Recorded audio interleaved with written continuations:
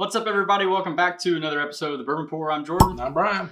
And this is our second episode of our Blind Bourbon Battles. This week, it is me picking the blind and letting Brian sample some stuff from my collection. Last week, I actually was kind of close to guessing. You put the pressure on. I kind of did. You got one of them right, I kinda did. and in the right family, and then I give you a little push, and you got it. So. Yeah. And then Brian did me a little bit dirty, gave me something I'd never had before. I thought you'd had it. That was my.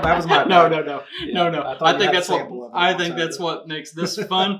So just to recap, I've given Brian no information about what distillery it is, if it's made in Kentucky, if it's made elsewhere, what the proof is, what the age statement is. Brian knows nothing. All he knows is that there are two glasses of bourbon. You do know it's bourbon. Okay. It's going to be bourbon. I did not know that. Yeah, we will be friendly in that this is bourbon. Two glasses. So, okay. Well, let's take a look here. They're both very dark. Yeah. Which would lend to some age or possibly double oaked or something like that.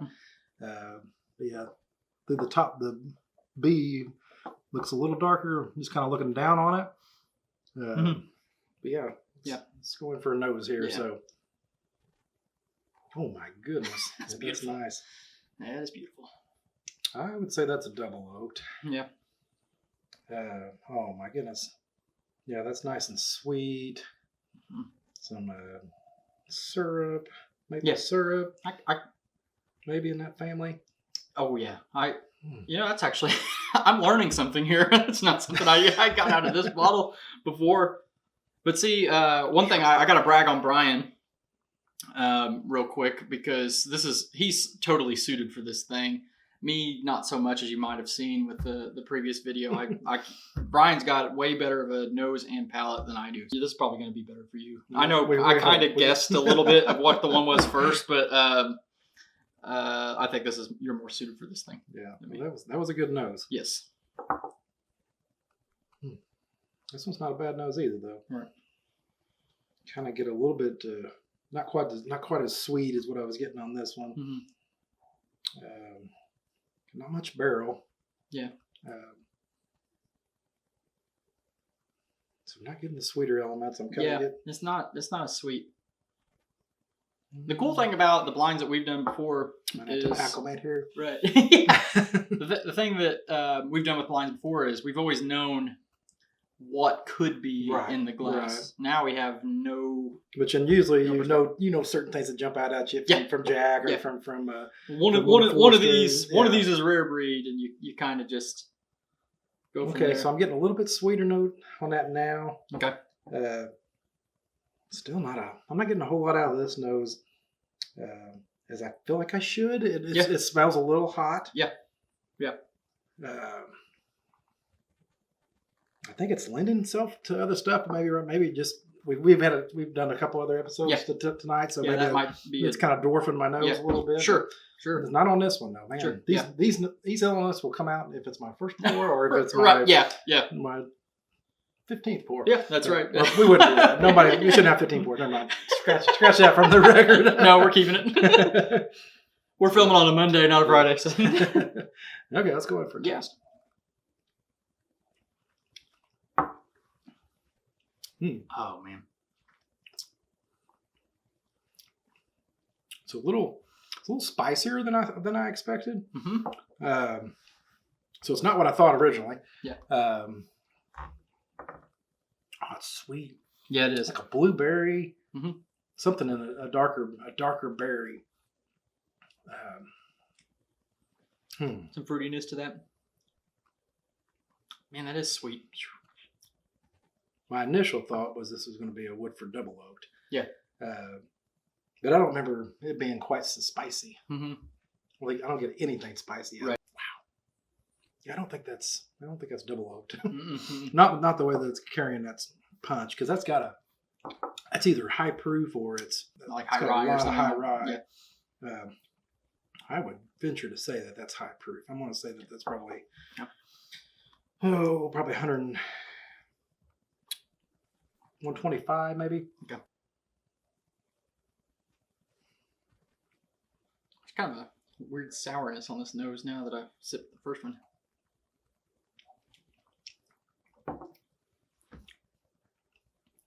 Now this one drinks like I thought this one was going to drink. Yeah. It's a lot sweeter. Right. And the nose did not lend to sweetness at all. No, I will give you that. Okay.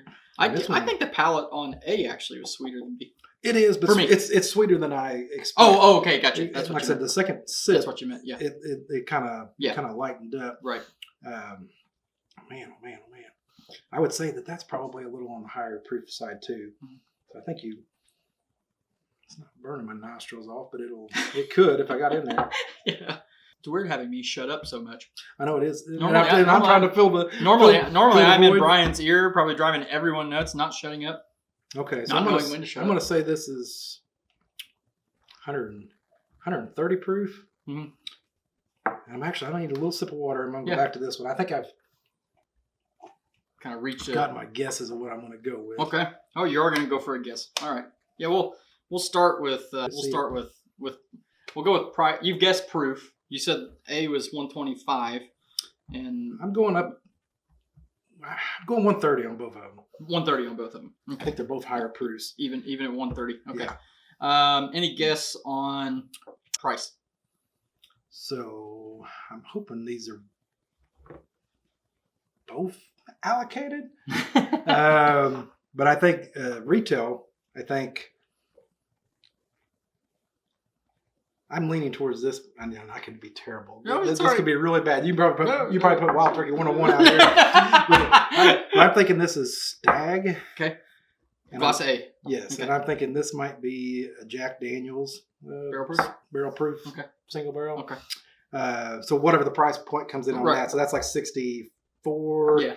And this would be just whatever you can get it for. Yeah. And usually retail's probably around 70. Okay. But secondary market's 150. Okay.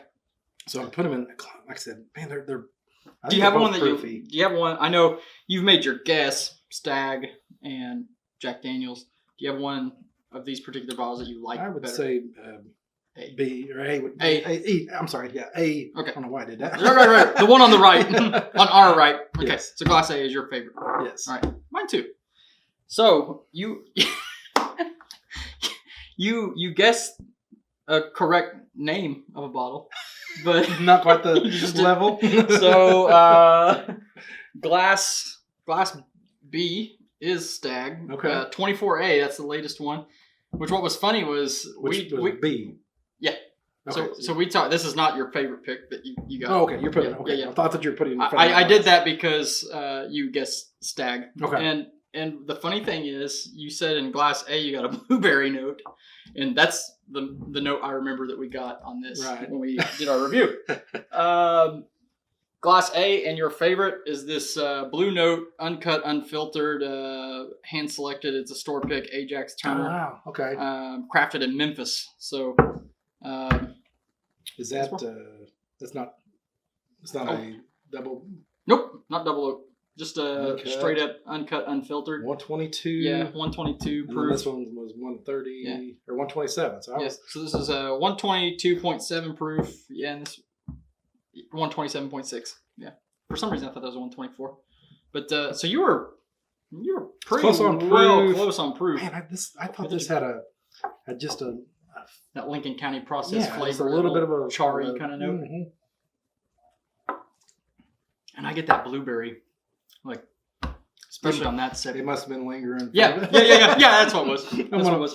Yeah, that is definitely blueberry. Yeah, which is weird. I've never gotten that note in any bourbon at all. And Stagg of all bourbons gives me blueberry. I mean, blueberry's even on the finish. I still taste. Right, I'm still tasting. It's like I just ate a blueberry.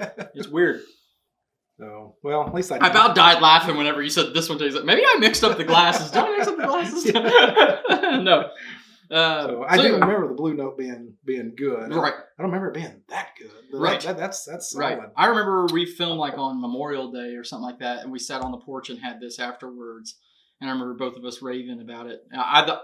I've added this to a list of some of my favorite stuff. Right. If I could find another one. Because this one was $65, That's just $70, $49. $49 compared to whatever you have to pay to get it. Right. Sometimes that could be upwards of $200. Both really good though. I mean, how could you go wrong? Yeah, whatever money you spend on those is good. Yeah. Okay, well, I didn't do.